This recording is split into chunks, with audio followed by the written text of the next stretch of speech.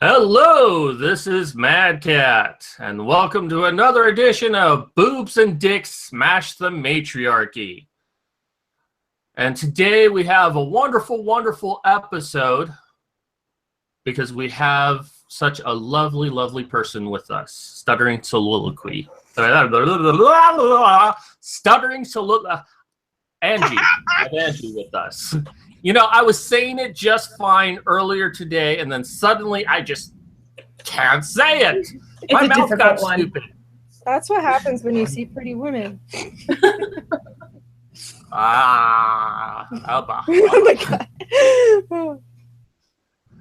So, we have a fun episode today because we get to talk about a controversial subject, Lacy Green, that I both loathe her and at the same time I'm hopeful by her. It's a strange feeling to be in. It's like being disgusted and having an erection at the same time. So, let's go ahead and get our show started today. I am Dix. And I'm Boobs. And I'm also Boobs. Double the boobs. Finally, a guest actually says it. Usually, last one's like, well, I'm an asshole. So, starting soliloquy. There, I said it right. Can you tell us a bit about yourself? Well, I make content on YouTube, clearly. I still have no idea what kind of fucking content I make. I ramble a lot. And as said previously, I am a giant, huge nerd, dork, geek. So. Those are the best kind. I'm sorry, you're too hot to be a nerd. Oh, please. A lot of hot girls are nerds. Yeah, that's cultural appropriation, in my opinion. Oh, okay. That's a good point. I think stuttering soliloquy is paused on us. Oh, uh-oh. Yeah. That was kind of cute what you just did when you said uh-oh like that. That reminds me of like Max, like the old Max back in the day. Like whenever you did it, like something it didn't like, it would go, uh-oh, just like you did. That's funny. All right, so while we wait for stuttering soliloquy, Angie to come back, let's go ahead and talk about the calendars. And I'm actually going to do a screen share on this because I am just ecstatic about this. I am like that this happened. I'm literally pooping my pants constantly. Please don't share that ever again.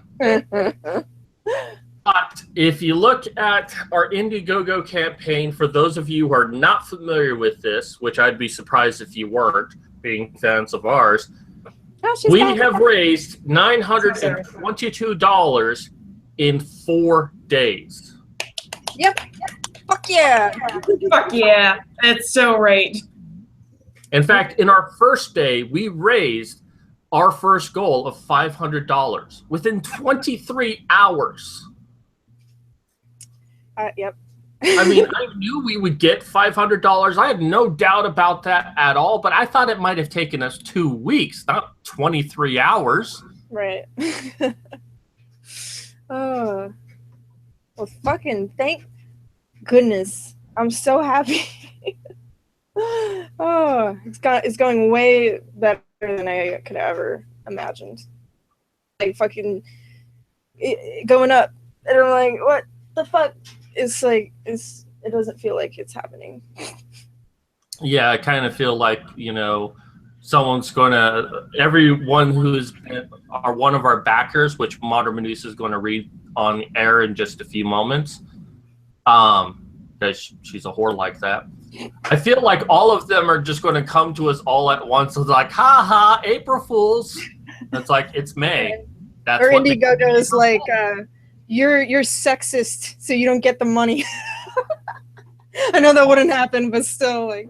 Well, you know, if a feminist finds out about this and reports us, Indiegogo may shut this down for that reason. And it kind of scares me that could happen, even though we were very careful by not having anything that's anti-feminist on this website, because that could be considered hate speech. That we just focused on the men's issues only, which I think it was a good policy anyways. This isn't about hating feminists. This is about loving men. Or about women loving men, you know. So I want to go over some quick things that people may not know about. First off, we've added a couple of things to the perks. First, because we reached the $900 milestone, we have a photo book. Page book featuring all of the girls that we have in the calendar, including Stuttering Soliloquy and Modern Medusa. Kind of find it 50-50 that I can say her name correctly. But they will be in the calendar, so they'll definitely be in this book, but also another person, Mercedes Carrera. And whatever pictures they give to us, we're going to put in this book that is not featured in the calendar. So we're going to encourage them to send us lots of pictures so we can use them in various ways on our website, on different products, and including the photo book. So this will be a way to check out some additional photos that was not present in the calendar. I will be doing nerdy stuff for the photo book. Yes, we love nerdy stuff. So another thing that we have is a wall calendar. Unlike the regular calendar, which is like folded and you just hang up by a little hole, put a nail through it. God, that sounds dirty. But Nail me. This is a full poster featuring all 12 months and all 12 models. We kind of have a little design where we got the model and then we have the calendar like on top of them, and the calendar see-through, so it's like when you look at the days, you're looking at their bodies. Yeah. So, and these will be, I'm hoping that these will be pictures that are separate from the calendar, that this will be unique photos of themselves. So, all right, and then we don't have anything new. I will say, though, that for the best bang for your buck, it does include the wall calendar. It doesn't list it here because people purchased this, I can't change it. But it does include the wall calendar as a thank you to everyone who donated so much in such a short amount of time. So if you have gotten this already, you're going to get it. And if you haven't purchased anything, I strongly suggest to get this because you get 5, 6, 7 different things for this one thing. Final thing I'll say before I'll turn it over to Modern Medusa to read the list is we still got some milestones, and the next big milestone we have at $1,200 is we're going to have a full poster of Mercedes Carrera dedicated to veterans. Yeah. Now, Mercedes Carrera has given us her permission to use her images for the calendar and also for the wall poster. And I think a lot of people will really love this once it's available. Yeah. So I know, I'd love a poster of Mercedes on my wall. I would too. yeah, I want her like on the ceiling looking down at me as I sleep. Yes. You mean sleep. Okay. Yeah. Sleep. Wet dreams. Permissions. That's awesome. You never heard that? No. That's an old term. That's what I love about you, Vanessa. No, wait, hate about you. You make me feel old. All right, so do you want to go ahead and read the names off of the people since the last time? Sure, let me get there.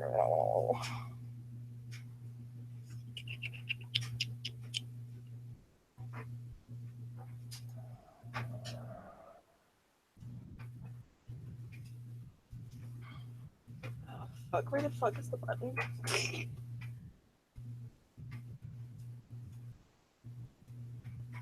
looking. Okay, here it is. All right, there. So, do you want me to read the most recent or the first people who donated first? Just go with the most recent first. Oh, God.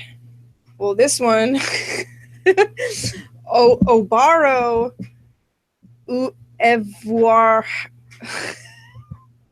Evoir. I don't know how the fuck to say that, but thank you for your $7 donation. Yeah, now you see why I wanted you to read it. Fuck you. Hey, he's a pretty cool guy, though, so I know him on Facebook. Oh, okay, cool. Derek Smith, 21 hours ago, donated $20. Guilty Dwarf donated $85. Thank you very much. Hal, $9,000. I think that was when we reached. I think he meant to do $88 to try to get us to a perfect 100, but he might have accidentally typed 9,800, so it gave us 100 plus 10. Yeah. Okay. Kyle McName or McNamee? What? However. Dammy. 2 days ago, donated $25. Also know him on Facebook. Nice. Jason Thompson donated $35. On Adam Bond, the guy who was complaining about Blair possibly being in it, donated $10. Thank you. Daniel Morrissey donated $1. Rob Fink donated $25 2 days ago. This is my favorite one. Shotgun Mouthwash donated $85 3 days ago. Oh, I know that person. He's Really? on my Twitter. Nice. Thank you, sir. Randy Davis donated $25. I think I know who that is. The Anti-Chronist, who is in the chat right now, thank you for your $75 donation. Let's see. Anonymous donated $25. Anonymous. Don't need to read the anonymous. Yeah. Michael Holmstrom donated $25. Heck donated $25. Jesse Ramsey donated $25. Know him on Facebook. Nice. Oh, yeah, I know who that is. Prentice Reed, we also know him on Facebook. He donated $30. Thank you. James Pruitt donated $1. Thank you. The Purple Pilgrim donated $25. Thank you, sir. Janara Steen donated $5 3 days ago. Thank you. Your boy Pat donated $25. You should. Yeah. He's awesome. Thank you, Pat. Well, he's been on our show before. I'm being an ass. But yeah, he mirrored our campaign video on his channel too, which was awesome. Okay, Night Runner MRA donated $85. Thank you so much. That's Jack Barnes. He's an awesome dude. And the rest are anonymous, but yeah. 4 days and already fucking almost. They're already like almost $1,000. It's fucking insane. Oh, I'm so happy. And you guys made it happen by sharing it and fucking, helping us out. And, just fucking huge thank you to everybody, including you guys and all the lovely ladies involved. But fuck. It's gonna be awesome. It's a great privilege working with the all the lovely ladies. It's like I'm really getting to know them, and like I've never been surrounded by so many beautiful women before. It's like, why didn't I start this sooner in life when I was 10? Hey, I'll be right back. I gotta grab something really quick. Okay. But yes, we we want to do so much with this, so we're very excited by this. You guys have any ideas about any other products you'd like to see? Because there's a lot of different things we can do, and we want to do everything that we can. We're actually looking into some t-shirts right now, but that's not something we can really do as a perk because the t-shirts are actually very expensive to do as bulk items. I mean, maybe if we did make a lot from this, we could do it, but we'll probably look like into Teespring or something, which is kind of like you go to the website and you order it for yourself. But we're looking at some options for that because, you know, I would certainly love to have a lovely ladies t-shirt. And I was thinking, you know, maybe on the front is the logo and then on the back is some facts about men's rights and all of that.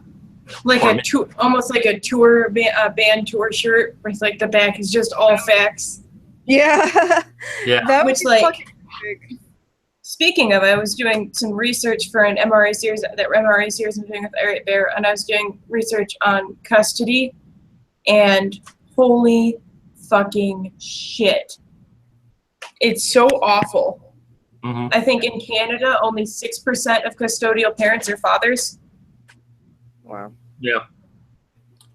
Yeah, there's a study in the 90s that said that 84% of all custody goes to the mother. In the U.S., it's just as bad. Like, because, you know, custody, since we said in the last term, custody really hits home for me. So I was looking into that because that was going to be my bit, and I feel really sick over it right now.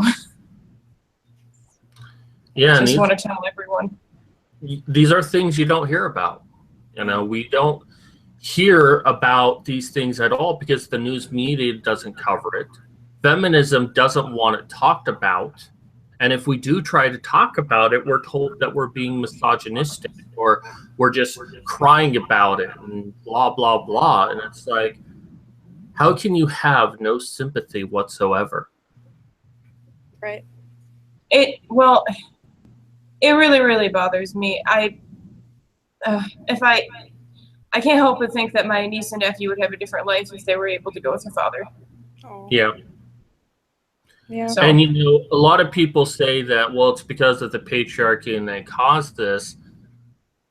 And, you know, maybe there's something to that since, you know, like 100 years ago is when this all really changed. Well, actually, over 100 years ago. But, you know, it used to be custody went to the person who was financially responsible, which was generally men.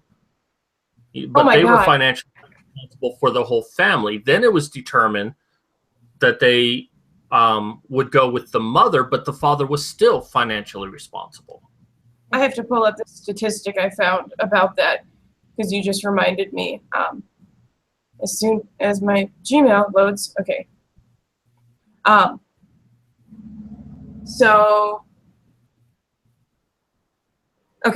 So in 2013 on the U.S. Census, 67.4% of custodial fathers worked full-time, 20.6% worked part-time, 12% did not work at all.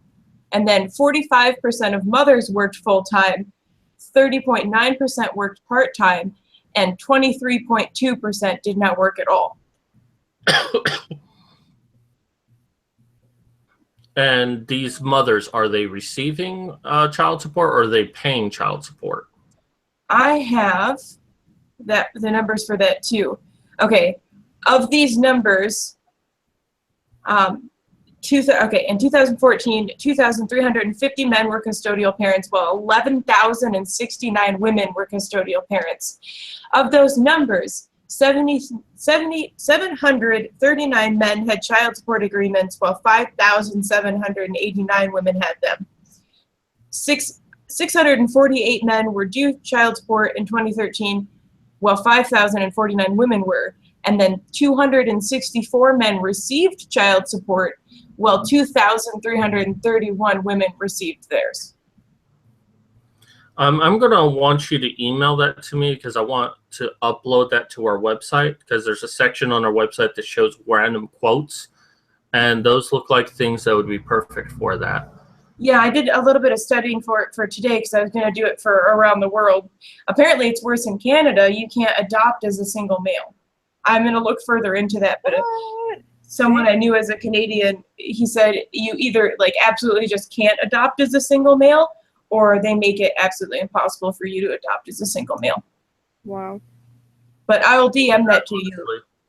I mean, this is the same thinking that says that single men cannot sit next to a child on an airplane because they're afraid of the man molesting the child. Yeah. Even though statistically, women are more likely to molest children than men are.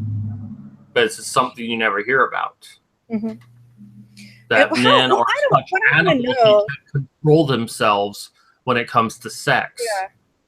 What I want to know is how exactly a man would be able to molest a child on an airplane in front of everyone without the fucking child making some noise, or someone looking and being like, what the fuck is going on? Or someone walking by, like, how?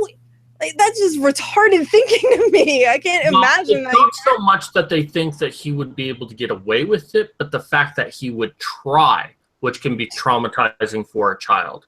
So they don't want to give the opportunity for any male to try to touch a child in an inappropriate way.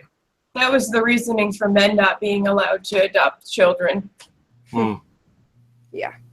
That's so disturbing.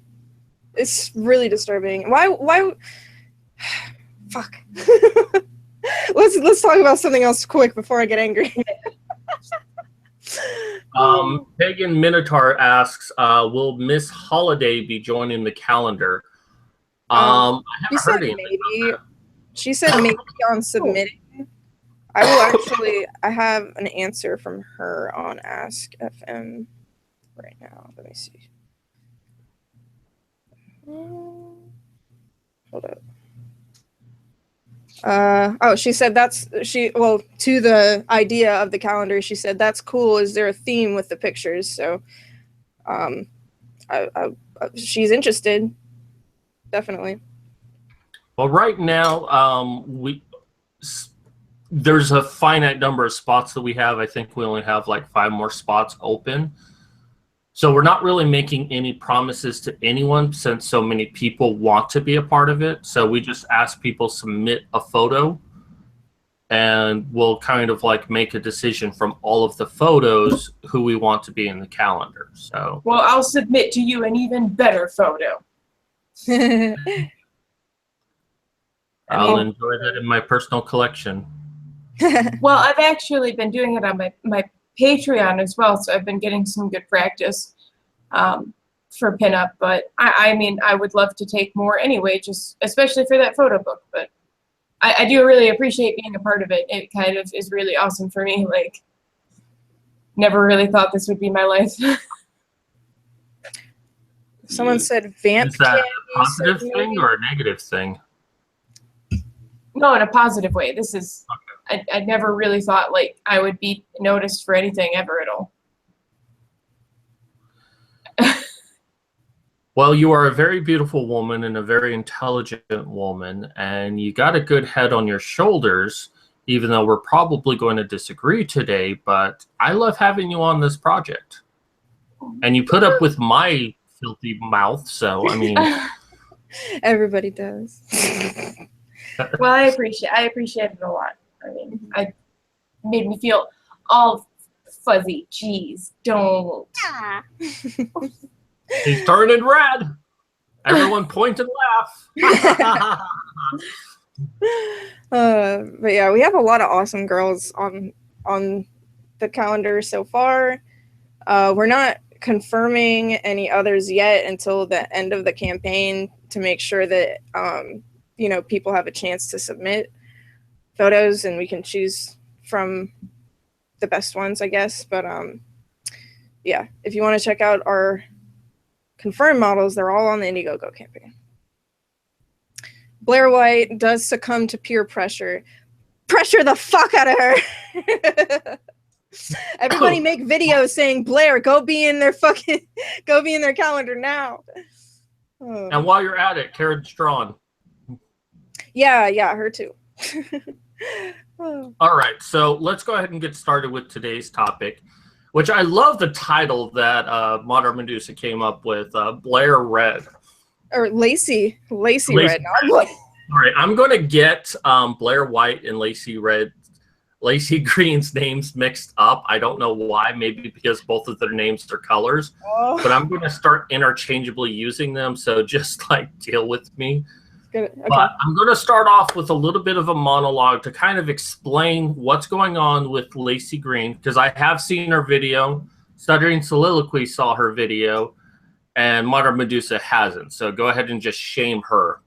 Shame. I haven't what? Seen the video. Oh, yeah. I mean, I don't want to. Everybody told me what happened, so.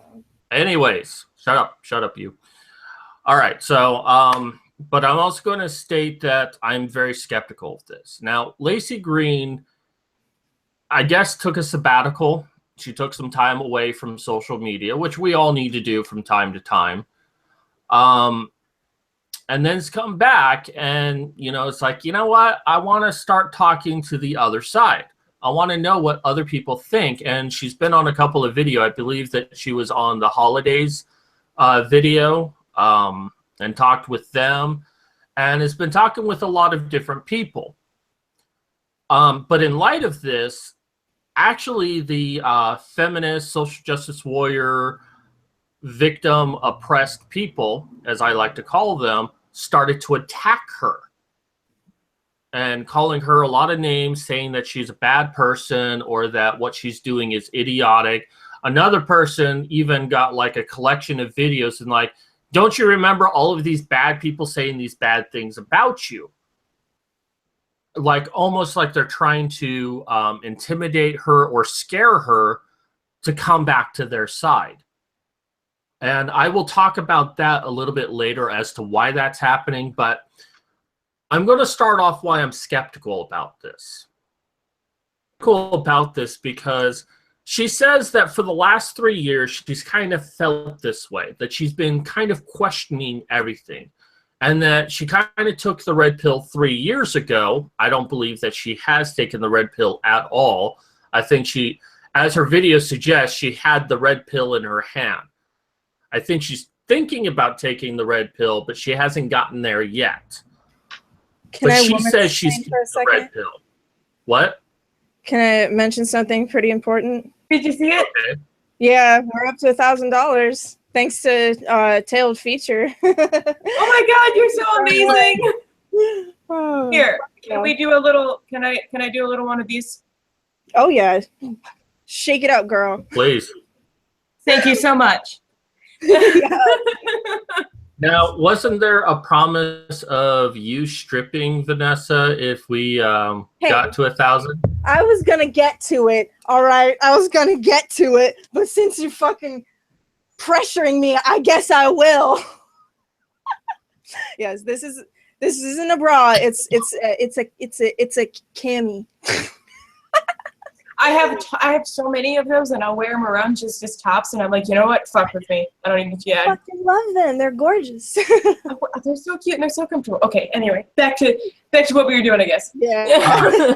Detail feature. I'll try to get through this quickly. I'm sure people are tired of hearing me talk when there's two lovely ladies to listen to. So I'm skeptical of this because, she's like 3 years ago she felt this way, but yet in that 3-year time, I mean, she got a show on MTV called Braless, even though she wears a bra every single time, where she spouts feminist misinformation, feminist facts, things that feminists want to hear, and never even exploring the opposition. She presents it all as facts, and we're supposed to accept it because she said it. And some of the things that she said on that show, and I wrote some of it down, is that she once referred to the Republican Party as rape-publicans and said that all Republicans hate women, and apparently studying soliloquies on the toilet. No, I went to smoke. I'm actually on my floor. Okay. It looked like the bathroom for some reason. It is the bathroom. I smoke in my bathroom. Confuses a lot of people, but it won't be a problem. End of June. Don't worry, don't worry. So The smoke will she block out the basically said that all people on the right, all Republicans hate women, they're rape apologists, what have you. On another show, she said that she wants to see all fraternities banned. And she only focused on the negative aspects of them. It's like, oh, well, they do this, this, and this. And didn't really like compare it to maybe sororities that can be just as bad as fraternities. Okay, maybe fraternities can be bad, but not all of them are like that. You're like picking out selective ones and saying this is a representation of the whole. She supports listen and believe, and there was a lot to this episode that she had, where she says that if a woman comes up to you and says that she has been raped, you should automatically believe her because statistically she is likely to tell the truth.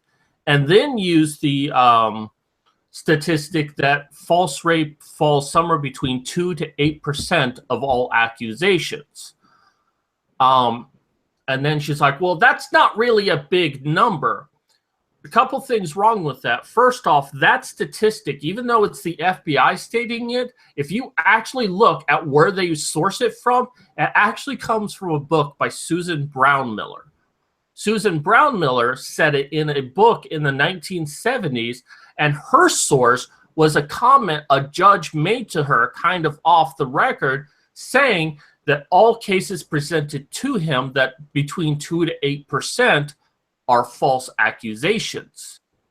So the FBI is using a statistics from the 70s from an offhand remark from a judge. There was no study whatsoever to create that number. It's just a number they've accepted, and it's been perpetrated for the last 40 years. So that tells me that Laci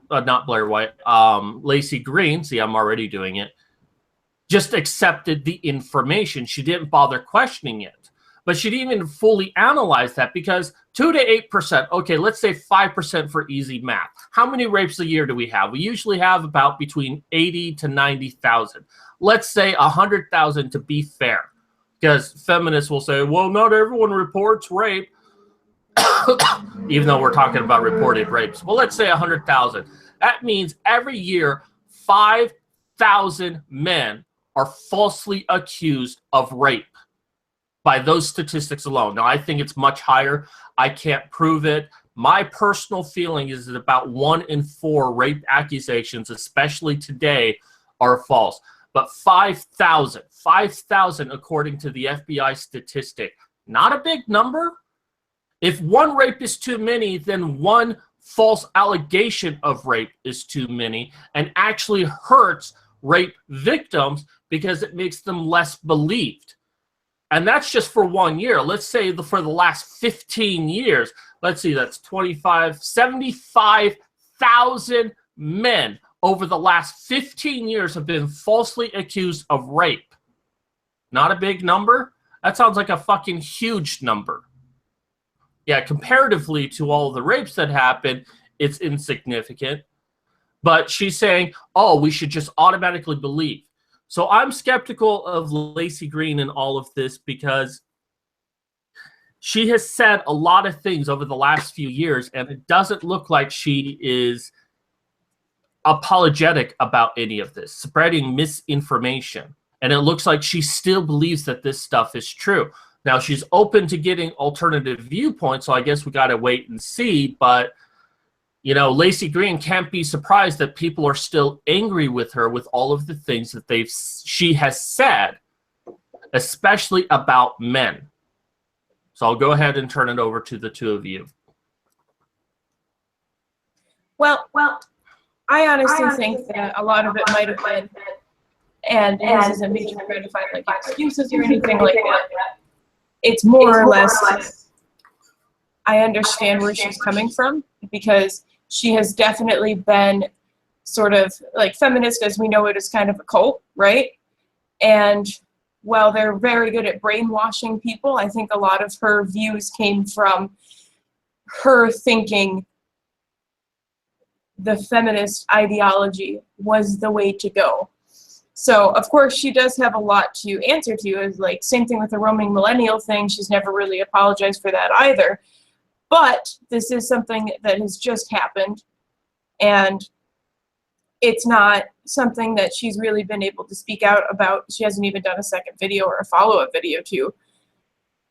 And I think that a lot of it is when you have an ideology that you hold on to very dearly, you start to get irrational because you realize it's crumbling.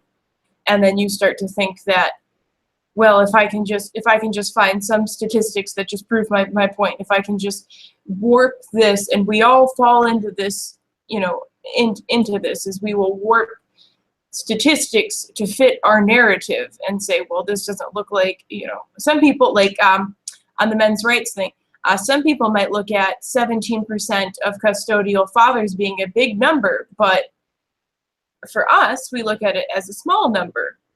So it really just depends on your viewpoint, and I think that's where a lot of this sort of listen and believe came from. And feminism is not only a cult, but it's also like a cult of religion where they tell you to just believe what they fucking want you to believe. So I think she was trying to cling onto some semblance of something and make it make sense. And because you notice towards the end, her videos just get stupider and stupider, where you're just like, did you not look at any opposing viewpoint at all? And I don't think she did. Yeah, that's true. I don't think she did either. And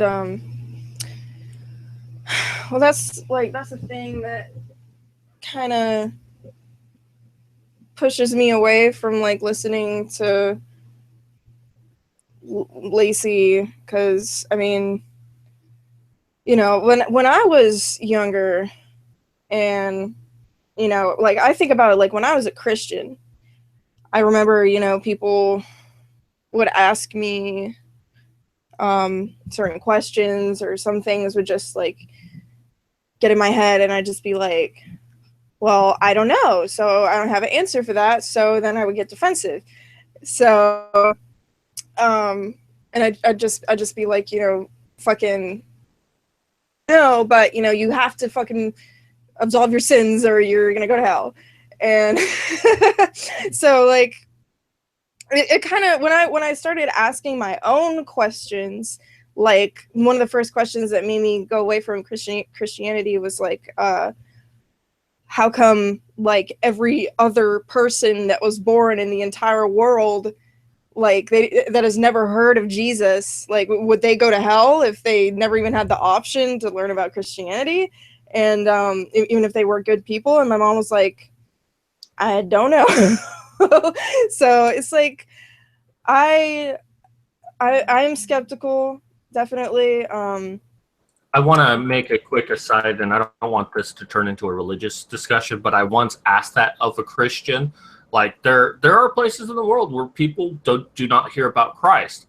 And she said, well, God would find a way to make sure they've heard about Christ. And I'm like, so we're talking like in the middle of the Philippines, one of those islands that has no contact with the Western world. A ship comes by, throws a Bible into the water, washes up ashore, and is magically in their native language because they don't understand English. Yeah. Is that what God would do? She didn't really respond to that. By the way, the campaign is now to 1,035. Yep. So thank you, fucking JP Province. You are fucking awesome, and I love you. I just shared it on my personal Facebook as well, so hopefully it gets a little bit more reach. Hell yeah.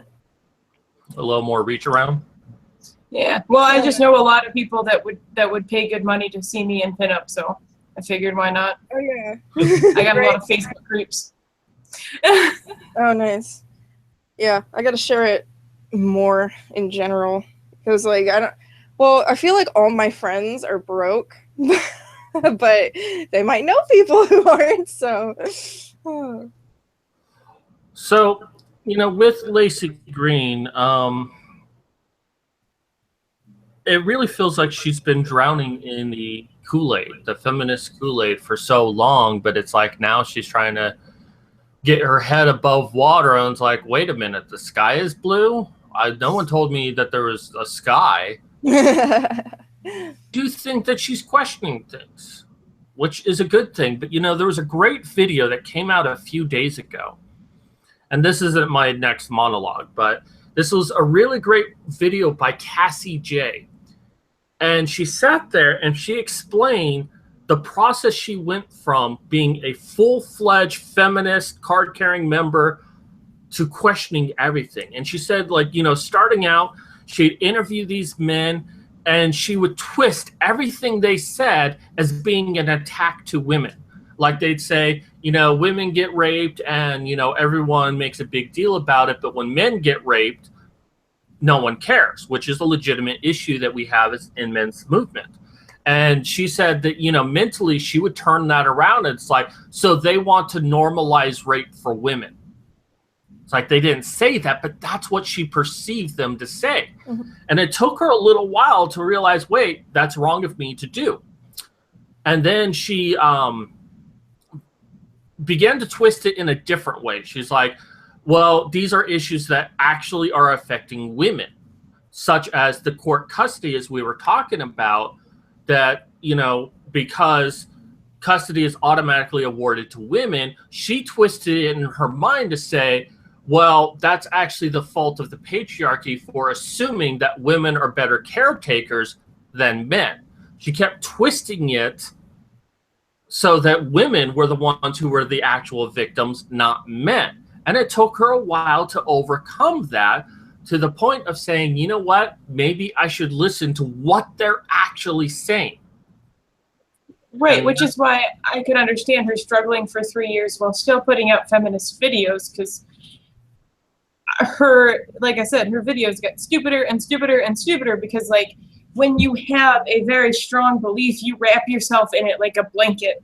And if somebody tries to rip that away from you, or you feel like, you know, it's time to take the blanket off, or, you know, there are things tugging at it, or the threads are falling apart. That's more of a better metaphor. The threads are falling apart on this blanket that you hold, and you're just like, well, no, it's not gonna go. I'm not gonna budge. It's not gonna happen. I'm gonna keep using this until it's threadbare, but it keeps getting picked apart and picked apart and picked apart until you finally go, well, maybe it's time to look at other blankets, as in other ideologies and other viewpoints.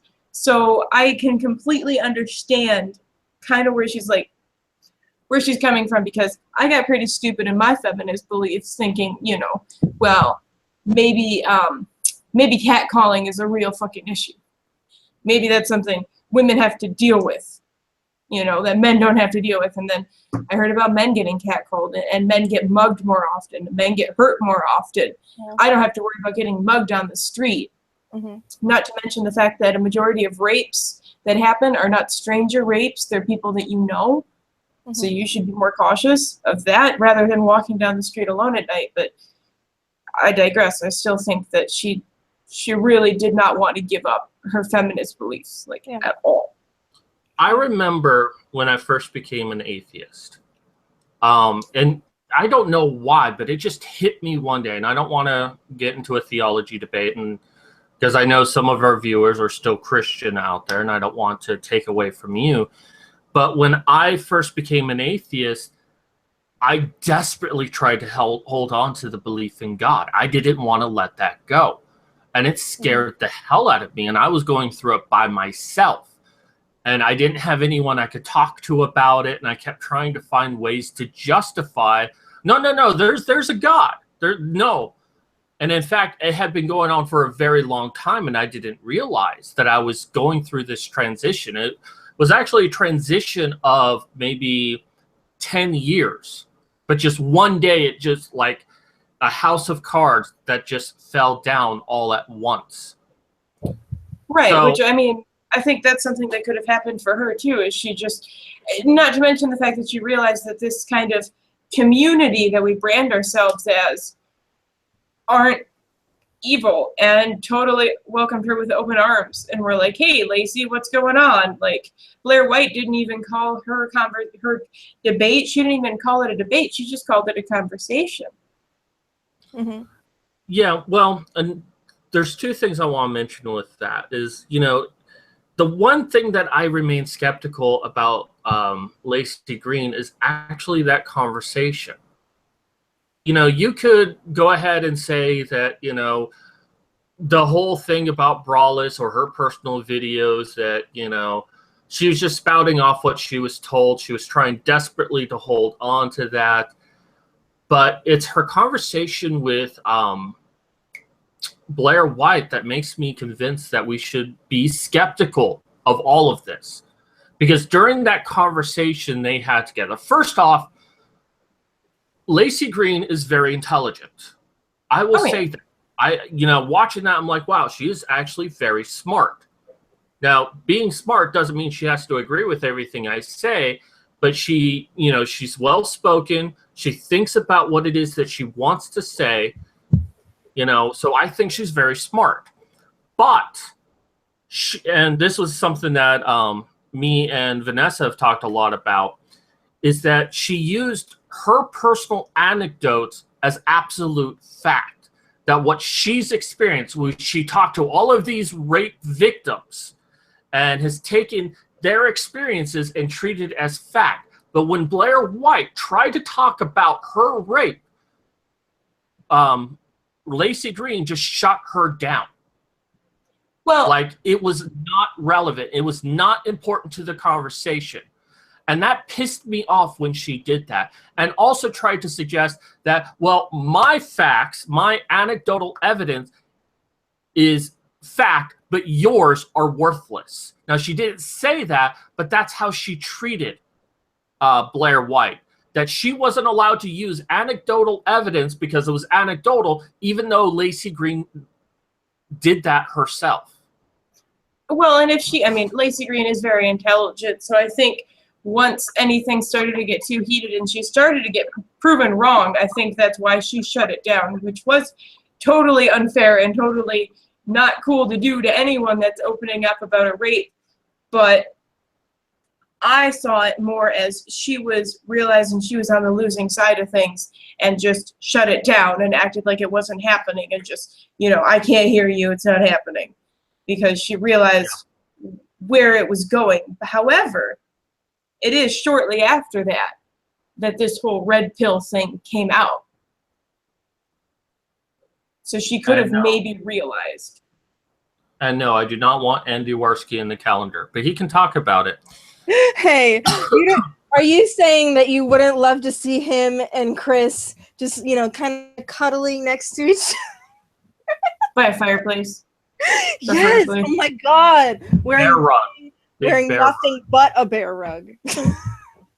I'll be in my bunk. I think that'd be sexy as fuck. All right, so I want to go ahead and use my second monologue that my lovely guest and co-host has allowed me to use.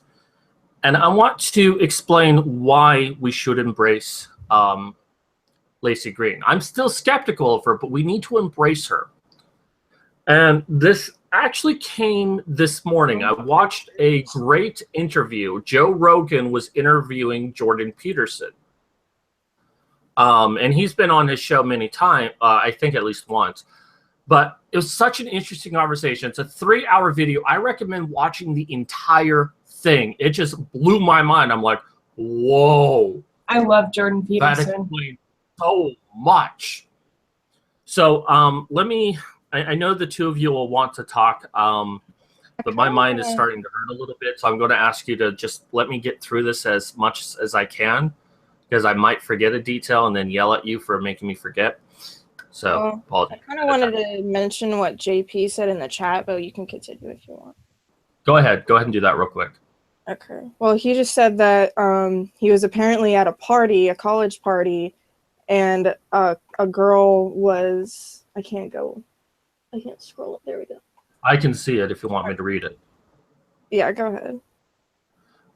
JP Brovins, just to toss out my experience on the whole rape issue. When I was 16 or 17, I was at a party where there was a lot of drinking. A couple of girls, a good friend, got very drunk. I wasn't much of a drinker then, so I kept watch and ensured that the guys there didn't take advantage. The girl I didn't know that well kept trying to get me to sleep with her. I didn't, and the next day found out that I had supposedly raped her. Eventually, the truth came to light, thankfully before the police were involved. Unfortunately, this taught me not to put myself in that situation. There was another party that I was afraid to go to, and the same girl accused someone else of raping her that night. That's fucked. Yeah. And I said women are the ones who are making rape so trivial. Like how like how can you go out and like say that rape is so horrible and then just fucking accuse someone of something like that so serious, like it's saying, oh, you took my cookie. Like come on, grow the fuck up. It basically comes down to a concept called Manchizer syndrome, where people want to be sick so people will feel sorry for them, or they try to cause other people to be sick so like they're the great caretaker. And in the case of rape, people who get raped, okay, and it's unfortunate that they get raped, but they tend to get a lot of attention from people around them, especially women. If a woman says she's raped and like there's evidence and there's a conviction, she kind of gets a little bit of a popularity. Now, I'm not saying that she, faked it or anything, or that she wants it, but she gets it. Well, other girls see this and it's like, well, if I say I'm raped, then people will pay attention to me. And unfortunately, that's where we get so many false accusations of rape, is people wanting attention for themselves.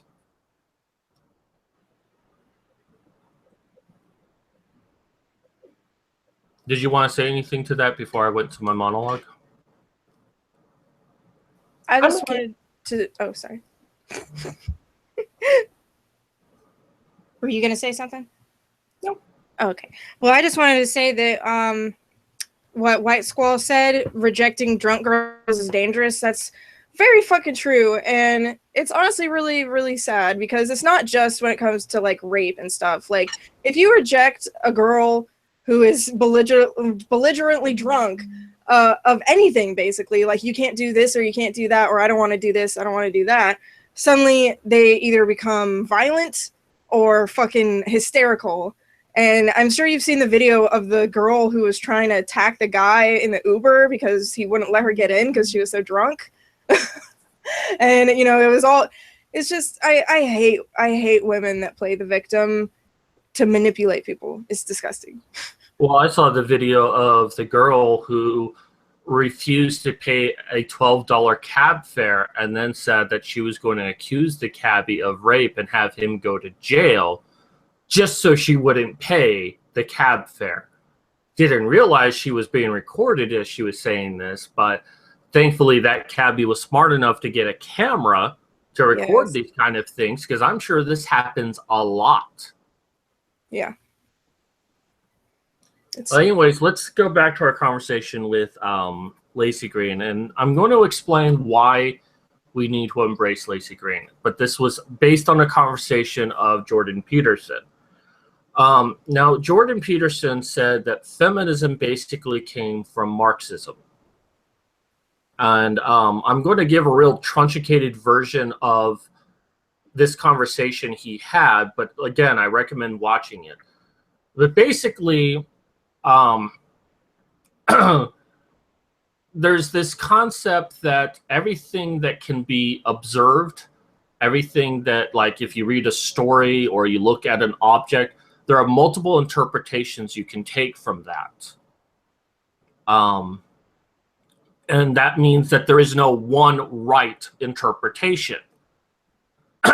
And a lot of Marxist philosophers took that concept, especially in the West, basically somehow, and Peterson goes into this explanation, but basically came to the conclusion that anything that anyone ever does in life is trying to get power. So me starting a YouTube channel, that's me trying to get power. Me doing these calendars, or the three of us doing these calendars, is us trying to get power. Now, it could be power for ourselves. It could be power for the men's movement. Now, that's not entirely incorrect, but it's a small part of why we do the things that we do. But the victim oppressed, or the oppressed victims, the feminists, social justice warriors, Black Lives Matter, LGBT, you know, that entire collective of people, they believe that all people are trying to get power, and they in some ways acknowledge that they are trying to get power. So then, and one of the examples he explains is, okay, you take one from all of these horrible people over here, and then you take all of us, and one representative from each come together and talk. So say maybe me is, well, the one on our side is me, and the one on their side is, say, like Milo Stewart. So we talk, and then we come to some sort of arrangement where we can establish equality for everyone. That seems like a really good thing, right? Yeah. Except that this side over here feels that we won. Why? Because we got what we wanted. We wanted equality for everyone. We wanted everyone to be treated equally, and that's not what they wanted. They wanted power. And they feel like that talking to us gave us power. By talking to us, it gave us validity. And that we took their power and used it for ourselves to get what we wanted. Because they don't want equality, they want power. That's all they've ever wanted. And this is evident by Steve Shives when he says to Laci Green, it's like, I don't want to make friends with those people. I want to make friends with someone at YouTube that can cancel their channels. That's a power grab right there. Now, what's happening with Laci Green is that she wants to talk to us. She wants to get the alternative viewpoint, and the oppressed victims don't want her to, because she's given us validity to our points. She, by their standard, she is giving us power by taking away theirs. I mean, their delusional power grab that they need, they're afraid of losing their power because Laci Green is willing to talk to the other side. Which means that Laci Green's act of doing this makes her different than all of them. Which means we need to embrace her. We need to show her that we're not bad. What we did with Cassie J, we need to do the same thing with Laci Green. And show them that this isn't about power. This isn't a power grab. And talking to us doesn't necessarily give us validity, but it opens you up to new possibilities. Now, you may disagree with us in the end, but at least you're listening to us. And this is, you know, I'm skeptical of her. And many people in this community are skeptical. You know, when Lauren Southern got arrested in Italy, many of our first thoughts is, well, you know, you went to another country to form a protest. You got what you deserve. We had sympathy for her. We didn't want her to be in jail. But it's like, you chose these actions. Now these are the consequences. And that's what I love about our community. But I'm going to be skeptical of her, but I think we should embrace her. In fact, I invited her to this show because I wanted her to speak for herself on these issues. So this is why, even though I'm skeptical, we need to embrace her because she's already proven herself different from everyone else. And we need more people like her willing to question. Now, I don't think she's taken the red pill yet, but I would love to show her that she should. Yeah. I wonder if she has watched The Red Pill yet. She's talked about, she watched it with Jeff and Memory. Oh, okay. That's crazy. She said she has a lot of thoughts on it, so I'm assuming we should be expecting a video here soon on the Red Pill. And I completely agree with you on the whole power thing. I think that I do think that what we should be doing is empowering her for coming over and to our side of things and talking to us and saying, because the thing is like, if she's the same type of feminist that I am, because I would like to still consider myself feminist, I don't like the word around it. She, if anything is going to make her leave feminism, is not going to be us being kind. It's going to be them being so rude to her just for forming her own opinion, which is the exact opposite of what feminism is.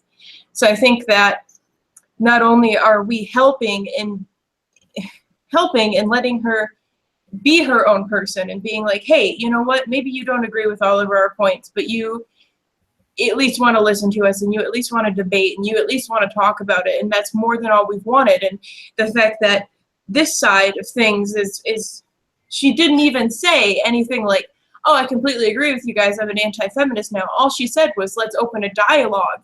And when you see the stark contrast between what the feminists are saying and what our anti-feminists are saying, she should be realizing that she was pretty much in a cult. I mean, they wouldn't let her talk to anybody else with a different opinion. So if anything, what we should be doing is embracing her as a strong and empowered woman, rather than, you know, a lot of people are pretty cruel about this and kind of like expecting so much so fast, because she did say she was taking a break from YouTube because she's furthering her education, which should come first no matter what, because she's got a lot to answer for, I think.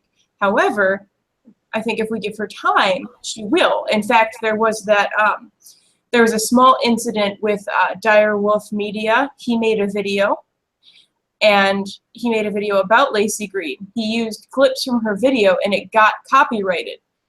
And he freaked out, and he said, this is why we shouldn't trust Laci Green. But this is a small-time YouTuber. This is no one big. She said, what's going on? It's my network claiming this. Let me speak with my network, and I hope it didn't get removed. Let me talk with them, and let me figure this out, which I think was a big step in the right direction, because that was the whole thing with Roaming Millennial, was her whole copyright thing. Yeah.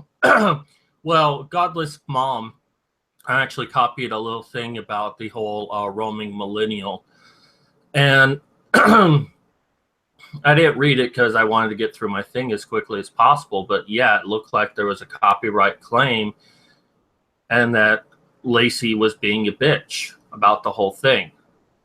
Of course, this is one perspective, and I guess I also decided not to read it because I don't want to just use one perspective. I'd like to get the complete picture on that and at least hear Laci's side of it, now being on the other side of things. But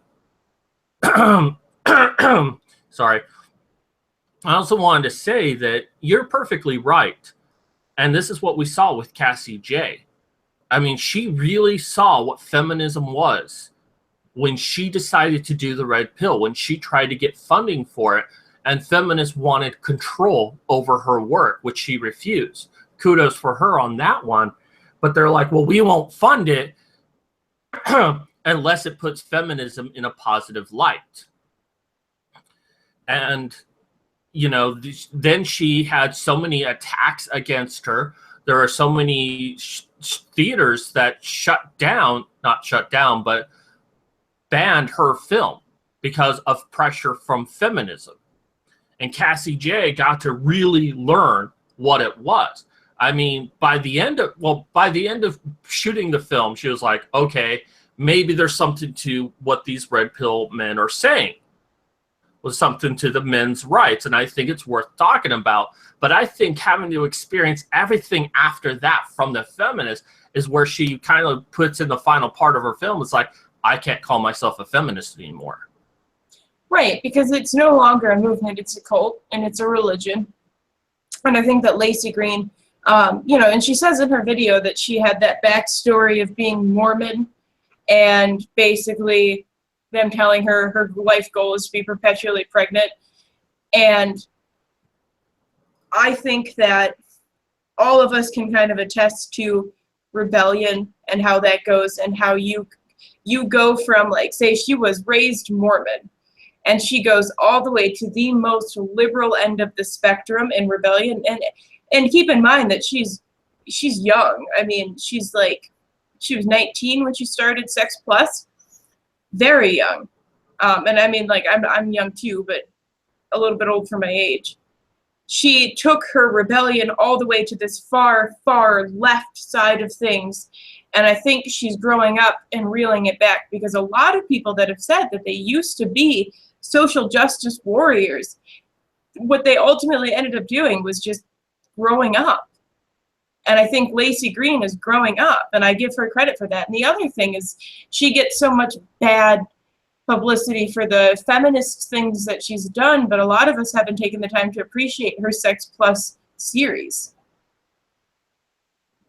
Well, and, you know, I think about Sierra McCord, and, you know, I actually have an interview of her on my channel. It was one of the first interviews I did. And it's a great discussion we have, but she said that, you know, she also came from a very conservative household, that, you know, her family was very strictly religious.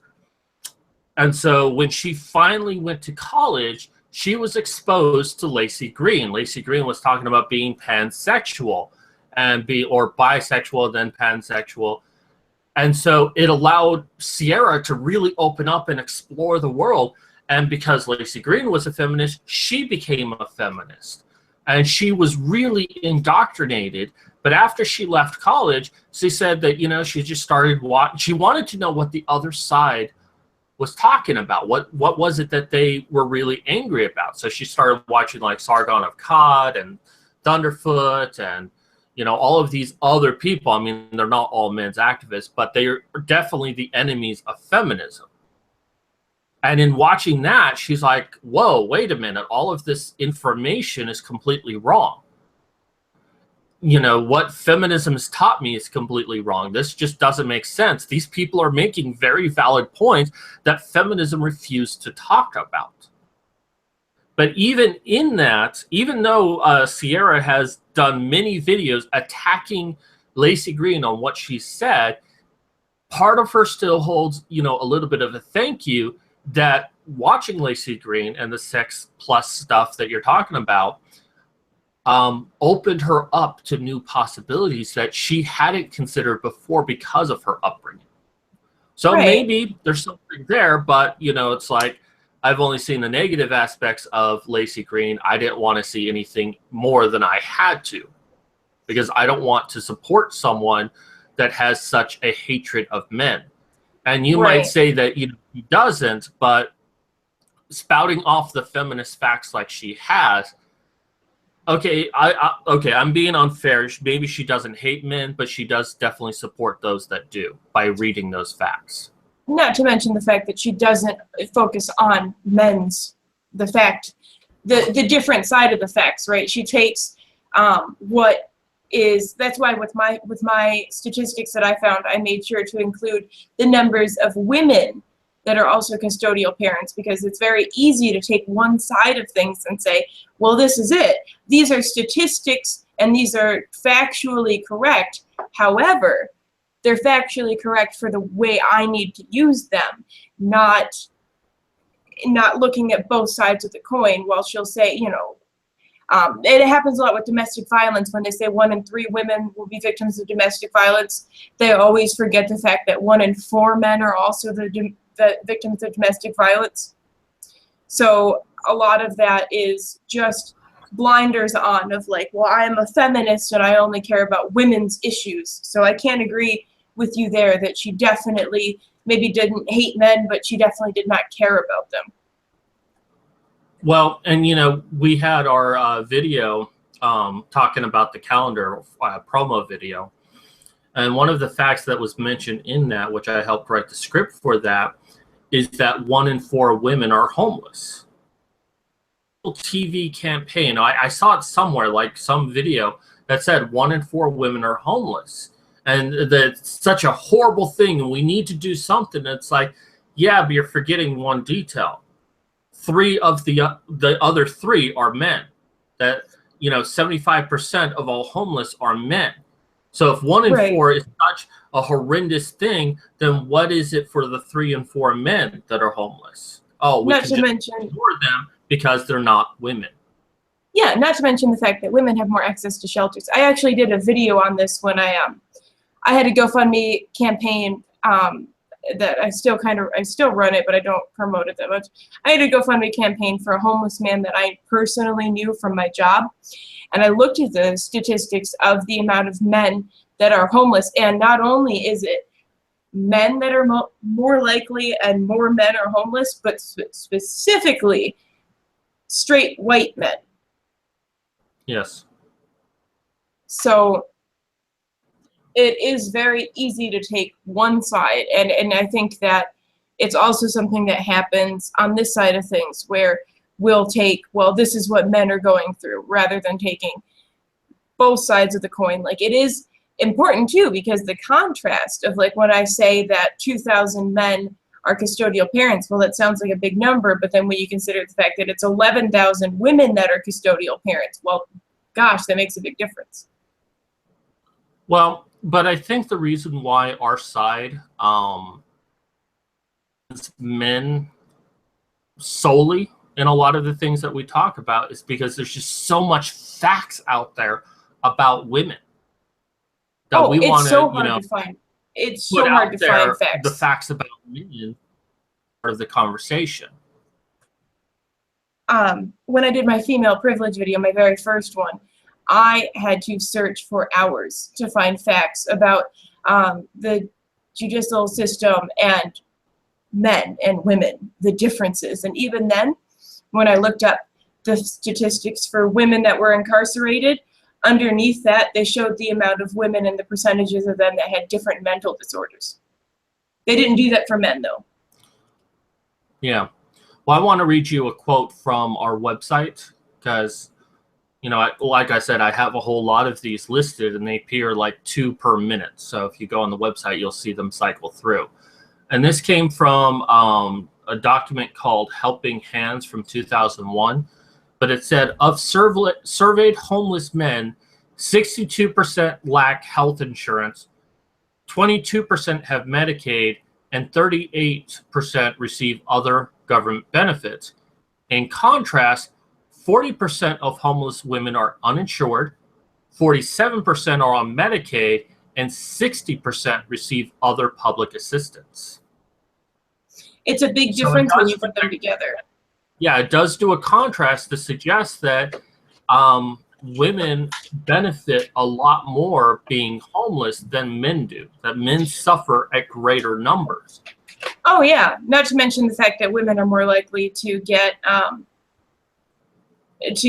aid from churches. Like, with my job, I see a lot of homeless people. Women are the most likely to get aid from churches and other organizations, adult protective services and stuff will pay for people, and it's mainly women. I have a story for you, actually, that actually corresponds to that. One day, like about a decade ago, I was running around early in the morning. And, you know, I ended up getting pretty far out because I used to run like 10 miles a day. I don't anymore, but, you know, I got like 10 miles out and then I would walk 10 miles back. You know, I enjoyed it. But on my way back home, it started to rain really, really badly. And if anyone's been in Arizona, you know that when it rains, it kind of rains all at once. And I'm in like a shirt and shorts, and I'm freezing my ass off. So there's a church, and I go underneath the awning of this church. I mean, they have people there, and it looks like they have some sort of summer school going. This was probably like June or July. But, you know, I kept to myself. I stayed outside just under the awning, stayed to myself to wait for the rain to let up. Well, after about 30 minutes, the people of the church says, we need you to leave. And I'm like, why? It's like, well, we have children here. We need you to leave. And, you know, I simply did it. I didn't want to argue with them, but I'm like, it's fucking raining outside. You know, you don't even offer me a solution. This is supposed to be a church. This is supposed to be a place of refuge. And yet you're kicking me out because you're afraid of my presence around children, even though I've done everything I could to stay away from the children. Oh, yeah. And then I'll have people hand over their children to me. So yeah, Had to go back in the rain. Now, eventually, some generous person kind of saw me walking and stopped by the road and gave me a ride to my home. Just a random stranger, which was interesting. But I was just so awestruck that a church just kicked me out. Mm-hmm. And I knew it was because I was a man. And I guess what? They were afraid that I would go try to rape the children with everyone watching. Right. I mean, they didn't even like say, here's a trash bag. Put this over you so you can be protected from the rain. That would have been embarrassing, but at least it would have been a solution. Right. They didn't offer me anything. Wow.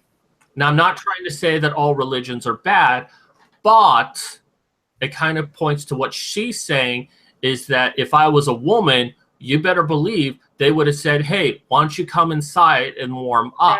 Yeah. Because I was a man, they wanted me to go away. So fucked up. Oh yeah, because women are always safer, and when women sleep with their students, it's an affair, and when men do it, it's rape. So men are monsters. Yeah. Ooh, it's Papa Bear. Yeah. Hey, Papa Bear. Still weird to call him that, but that's his name. That's what I call Irate Bear, because he always makes me, always wants me to call him Daddy, and I'm like, what if I call you Papa Bear? That's great. Oh my god. So I call him Papa Bear. One thing that White Squall said is that apparently his father or uncle or something was continuously trying to rent a house or whatever, and as a single man they wouldn't rent him a house, but as soon as he claimed to be gay and discriminated against, then he got one immediately. Oh, here we have it. So for government assistance, if you're male, or I don't know if it's white male or just male over the age of 25, they will not give you state insurance or food stamps. What? I'm glad that's not the case here, because I'm a straight-ish white male, and I was getting food stamps, but they stopped because that's just the end of their program. Yeah, But here if you hit 25, you're no longer allowed. God, that's horrible for Canada. It's just blatant discrimination right there, and it's normal. It's okay. Our best bet is doing what Lauren Southern did. Go to some clinic, say, I need you to sign paperwork that says that I'm transgendered, get an ID in the opposite gender, and you can get benefits for doing that. Well, I am. This is anecdotal, but I had somebody I considered family. He hit 25, and they took him off of his health insurance. He had a very rare syndrome called SMA, which I cannot remember what it stands for at the moment, but 1 in 10,000 people have it. And so he got the surgery for it and stuff, owed a bunch of medical bills, and basically he couldn't get into the doctor, so he had to keep going to the hospital, and he was in a lot of pain, so he started buying painkillers off the street. And he got it fixed, but he was addicted to the painkillers. So he kept buying them off the street. And then he started doing heroin. And now he's completely addicted to heroin. Completely ruined his life. That's actually a huge problem in Michigan right now, is people getting addicted to opioids because they buy them off the street because they won't prescribe them as easily. And then they get addicted to opioids, and then the next best thing, the most available thing, is heroin. We have a huge heroin problem here. Oh yeah, we do too. I literally, the last apartment that I lived in, like wall to wall, like people are next to me apartments. The person next to me, she had some boyfriend or whatever staying the night, and he OD'd while she was at work. And she brought her little boy home and they both saw him passed out on the floor. Well, not passed out. She tried to resuscitate him, but he was already dead in front That's of her. what I'm waiting for with my brother, is for him to just die. Yeah, that's a big problem around here. Like, I know many people who even have, like, you know, family who do it, and they're just like, you know, I'm just waiting for something to happen. You know, it's a very sad existence. Honestly. Yeah. Well, and that's the main thing, is we have a bad batch of something going around. It's killed in my friend groups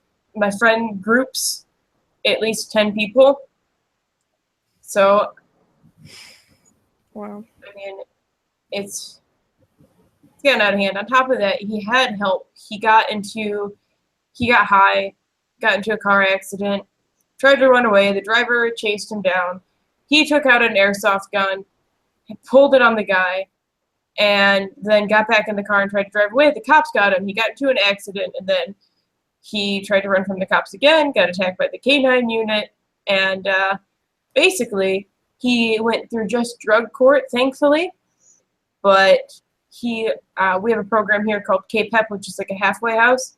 He left K-PEP. He ran away, so he now has a warrant, and now he's living on the streets and completely addicted to drugs. Wow. So that's happening. The state discriminated against him for being a white male. Exactly. Ruined his fucking life. Right there. That's literally what happened. Had he been given the medical care that he needed, he wouldn't have had to go through a third party to get what he needed just to get through it. Mm-hmm. It's really true. And then if you're a woman here and you have a child, you can get cash assistance on top of your food stamps. Yeah, that's pretty general everywhere. You know, I've sometimes wondered with my disability if the reason why doctors don't take me seriously is because I'm a male. Although I've heard some women state that they've had problems, but more from the insurance company than their doctors. But it's like every doctor I've seen, there's been a few exceptions, but every single neurologist I've seen, since mine is because my brain is damaged, has just been like, here's some antidepressant. And it's like, you didn't even try to understand what my problem is. Me out of the office as quickly as possible. Now, it's possible because I'm also on Medicaid as well, but it's like, I wonder if I was a woman, would doctors take my condition more seriously? I don't have anything to substantiate that, but it is something I wonder. Yeah. I will say Medicaid is really screwed up. I'm on Medicaid, and they won't take me seriously at all. So, like, I asked for an MRI because I have I fractured my pelvis in 3 different places. I asked for an MRI, and they gave me an X-ray because it's cheaper. And then they were like, well, you seem fine. It might be arthritis, but one of the breaks I had, they had to give me a special dye to even find it. So I'm just like, okay, that's cool. Just don't look into it. Then they never cared about it again, and they just keep prescribing me pain medicine. Yeah. You know, it's funny because, you know, every time I go to a new doctor, they're like, well, we want to do an MRI and EEG, and I've had 2 each of those done, and they find nothing wrong with me with those. And I tell them to the doctor, like, look, you know, they didn't find anything wrong with that, but I also know because those are not sensitive enough to see the actual problem that I have. And unfortunately, to really see the problem that I have in my brain, I'd have to be dead first. They'd have to analyze my brain under a microscope to be able to see the damage it's caused. But it's like every single neurologist, somehow I know more about my condition than they do, and they're the fucking experts. Oh, yeah. And then they won't listen to you because, I know my body better, right? So I know what's going on. Mm-hmm.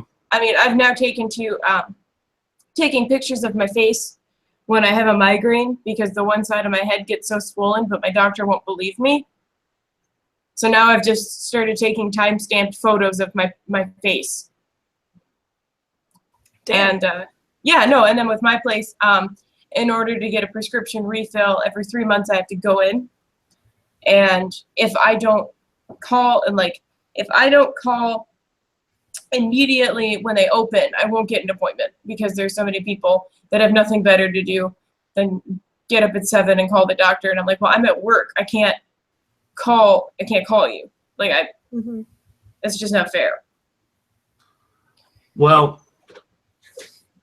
someone's saying that, Medicaid is a joke, and this is why I'm not in favor of a universal health care system. Right now on Washington, they're talking about how, apparently rape is a pre-existing condition, and this is just discriminating against women. We should have universal health care. That would be a horrible idea. And this is why. What me and, Angie are experiencing here is why universal health care is a bad idea. Because the more people who are on Medicaid, the worse the service gets. Sure, I can go to the ER if I have a bone sticking out of my leg. Help that I need to get actual insurance, which is what I have my Patreon set up for.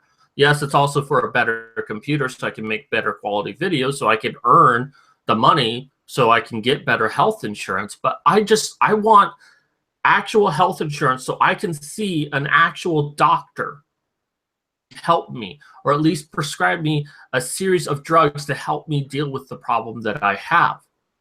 But the idea of universal health care means that everyone gets a shitty service. If there are less people on Medicaid, the more likely the standard of care would go up.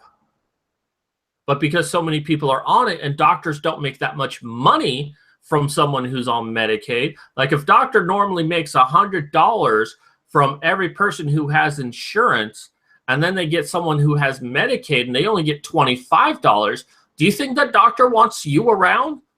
Right. No, they want you out of there as quick as possible so they can get to the patient where they actually make money.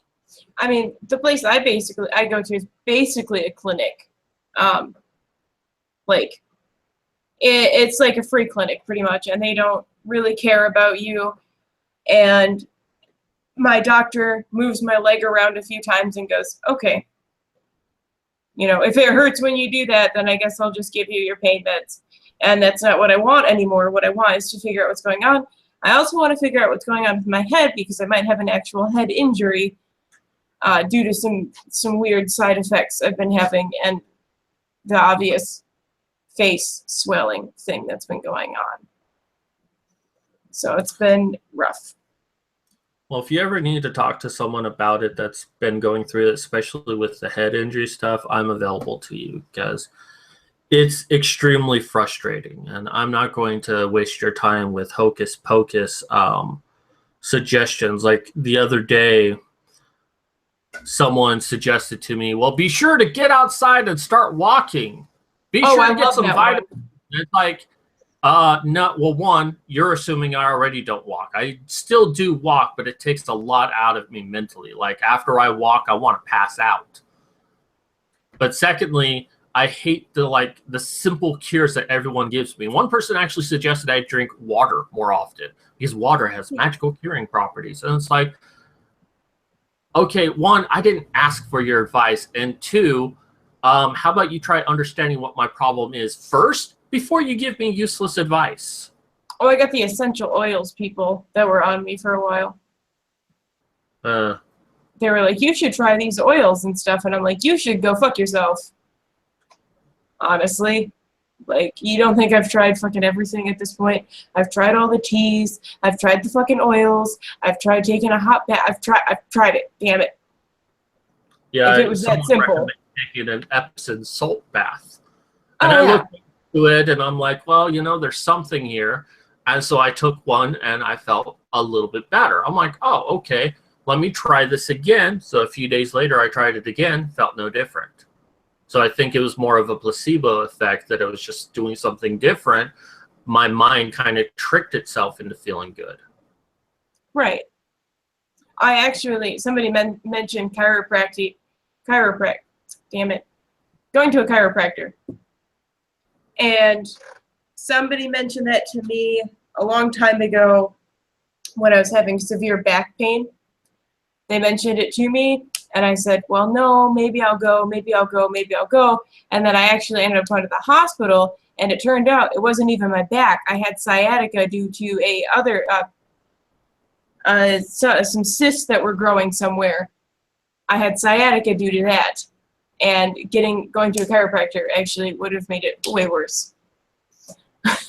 Yeah, I've also been recommended going to a chiropractor for my condition because now apparently chiropractors do something called, they basically try to rebuild the neurons in your brain, try to form new ones because you never stop growing neurons.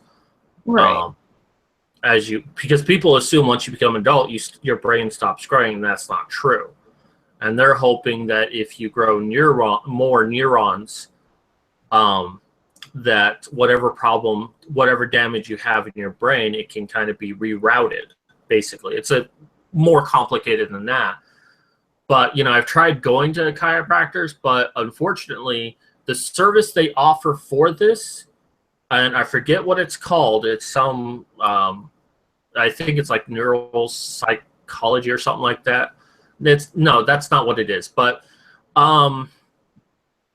they're like, well, your insurance, Medicaid doesn't cover it. We don't accept it. So you'll have to pay $300 up front. $300 fucking dollars.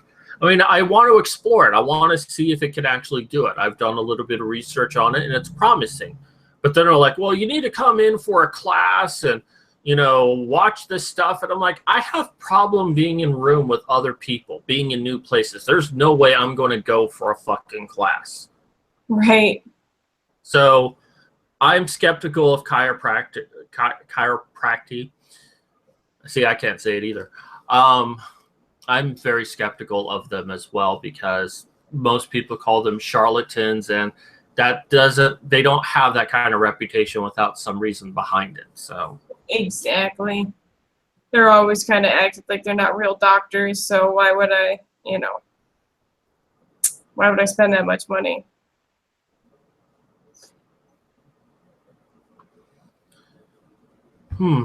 Well, Vanessa's still gone, so we can't really end this right now. But yeah, I guess back to our conversation about Lacy Green. Not that I didn't mind the other conversation we just had. I'm going to be skeptical of her, but at the same time, I would love for her to come on this channel or me come on to hers. Oh yeah. I mean, I'm not a big name or anything, but certainly I could give her something to think about.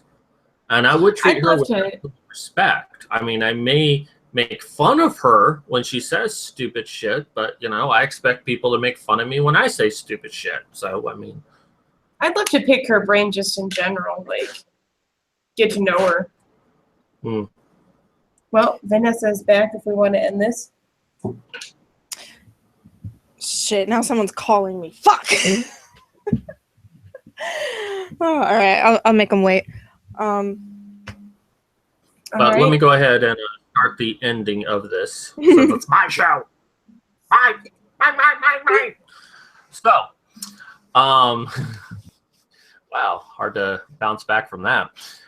All right, so I thank everyone for coming out, and I thank everyone who's donated to our campaign since this has started. Now we're less than $100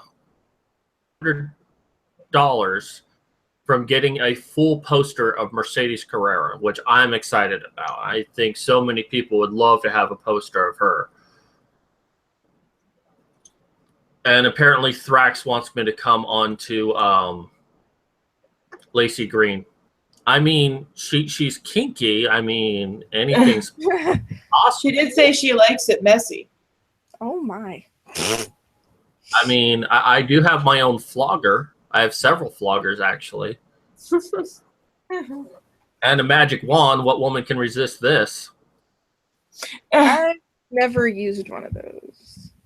I was going to buy one, but they're so expensive.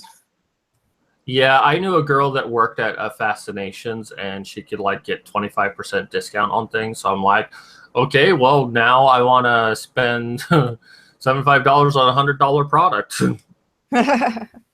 It was a good investment. It makes girls gush. Girls that normally gush, they I gush. have not heard that word in a long time. Oh my god. One girl I used it on, it was just like, it flood out. I'm like, my God. Anyways, I'm sure no one wants to hear about my sexual experiences. We talked all about that in one of our streams a while ago. I was waiting to see if someone would say, no, please tell us more. And yes, I have tried a violet wand. I've had it done on me before. I'm the kind of dom. I'm actually a switch, but I'm the kind of person that I have everything done on me first before I use it on someone else. So I understand what someone else is going through. So I've had a violet wand used on me before. Bro. But, you know, Lacy Green, she's actually pretty good looking, and I really like smart chicks. So, I mean... She is very smart. If she shaves everywhere, then I might do her. I used to say I'd hate fuck her, but now I'm confused because I can't hate fuck her. Right. Well, you can just think about how crazy she was, or still is. We don't know, but just. So, anyways, kind of gotten on the trail here. I thank everyone for coming to our channel today. This was a fantastic chat. I know we didn't really do any articles, but this thing with Lacy Green, I thought was just so important. We had to discuss it. I thank Stutter and Soliloquy for coming on our channel today. You know, since I started seeing her show and that she agreed to be on our channel, calendar, I can't speak anymore, looking for an excuse to have her on, so this just seemed perfect. Well, so I think you're definitely welcome to come on our show anytime. Yeah, I really appreciate the calendar thing. Like, I appreciate all of it, actually. It's really cool, and it kind of made my whole, like, month, and that's saying something because I just got a house. So, it's kind of really cool to be a part of something. Hell yeah. I'm so excited. Especially with how successful it's been. We just hit $1,000. I mean, what is this? Day 4. $1,000. I'm just like, I thank you, everyone. You just like, I've done crowdfunding in the past. And actually, the most I've ever made crowdfunding was about $1,200.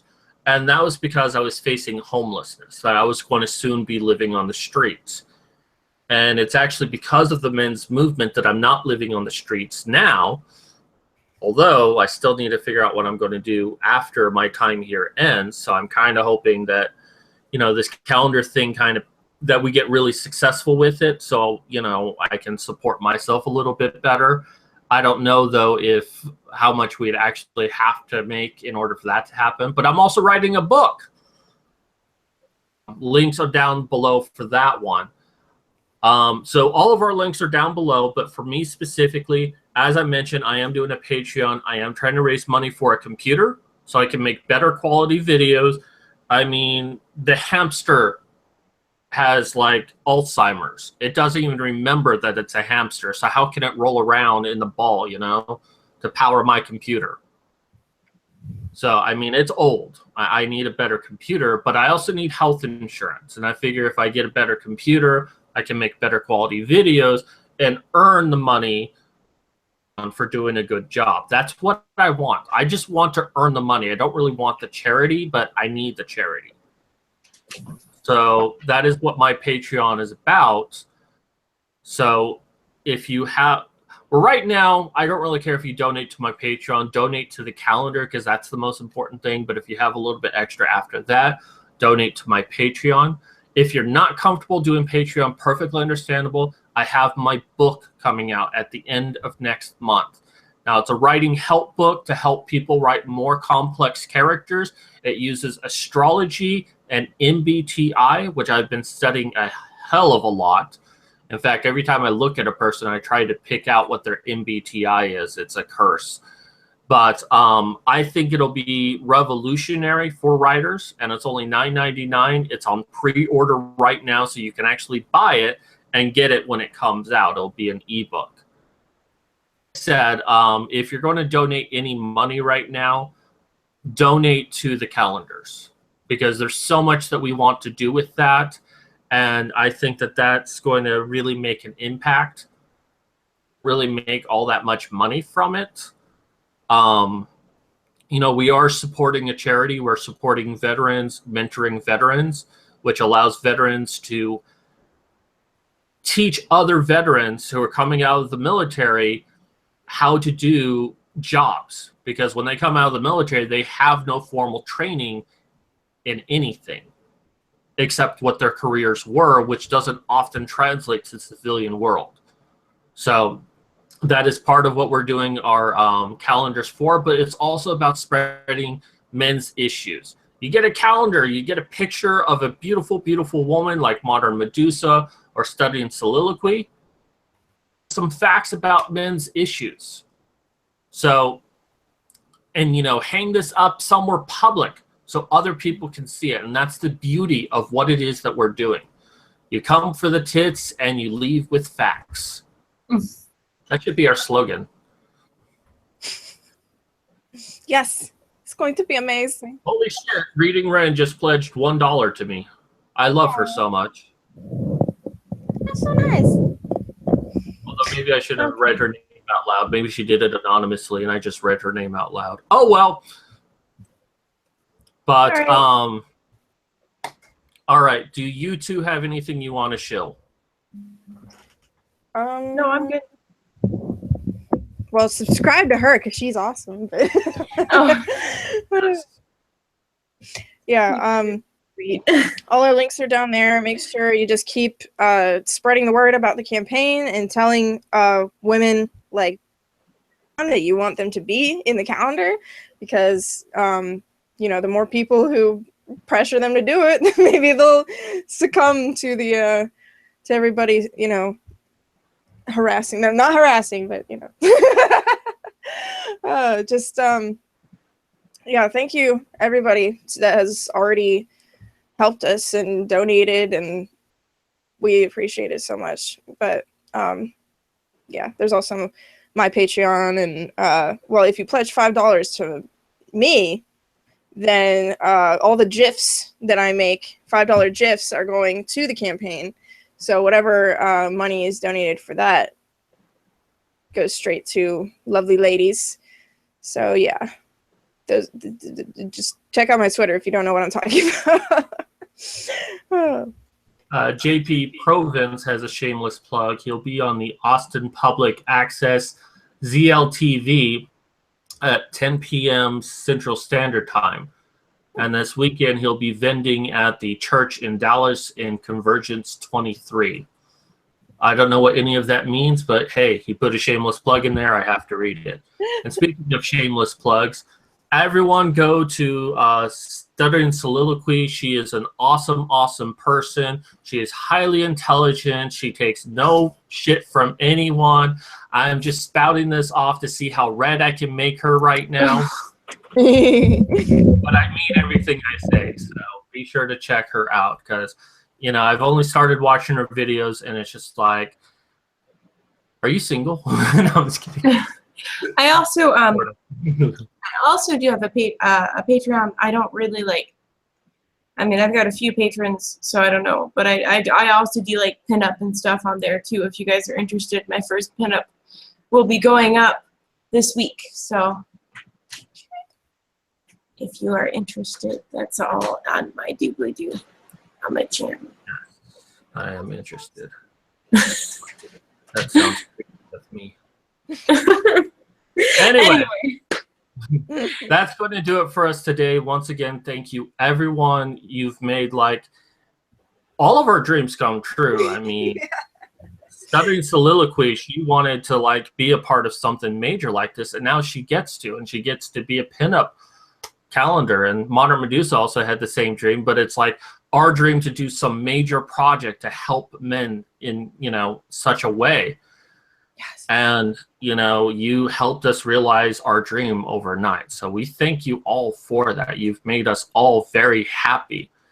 and we really needed like a big boost in our life. Our lives are actually very depressing. So you actually gave us a reason to wake up every morning. I just rushed to the computer. It's like, has anyone donated? Has anyone donated? So, you know, I thank everyone for that. You've really made so many people happy. And I'm sure you've made yourselves happy because you're going to be getting a lot of great products from us. So anyways, that's going to do it for us today. I am Dix. And I'm Boobs. And I'm Extra Boobs. Yes. Extra Boobs is always handy. Yes. Always. Everyone take care. Bye.